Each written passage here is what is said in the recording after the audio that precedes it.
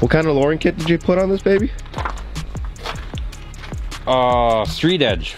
Street Edge. Yeah, Street Edge. They're basically, from what I've found out about them, is a fairly new brand, and they're undercutting everyone else's prices. So it was $410 for the lowering kit shipped to my door from California. Nice. In Canadian money. And then I did the same drop, how many years ago was that? 6 or 7 years ago? Yeah. 7 years ago. On an 02 Ram, the exact same truck, and it was the same drop, and it cost $1,800 at the time. Wow. So these guys definitely undercut, but everything's powder coated parts and it's a 5-year warranty, so. Damn. Yeah. How much is it lowered? 3 inches? 5 at the back, 4 at the front. Okay, gotcha. The back's adjustable too. It's at its highest setting right now. How long did it take to build the flatbed? A day and a half. A day and a half? Yeah. Yeah, Saturday and then halfway through Sunday, and then I was a couple days with lights and figuring out wiring and everything, but. What's the material build list? You got a bunch of 2x4s. I see some 2x6s. 2x4s are crossways as supports underneath. 1x6s on top, deck board. Yeah. And then the 2x6s around the outside to cap it off.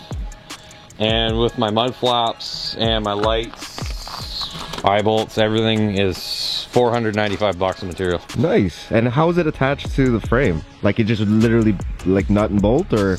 Yeah, so there's crossers that run long ways right down the frame. Yeah. And it uses the factory box mounts for those. Nice. And so there's 8 bolts holding that on, and then the crossers are the crossing 2x4s have L brackets all lagging them together with just regular deck screws holding the deck boards down. Oh, so this baby ain't going nowhere. No. So I bought the truck for $1,000. Yeah.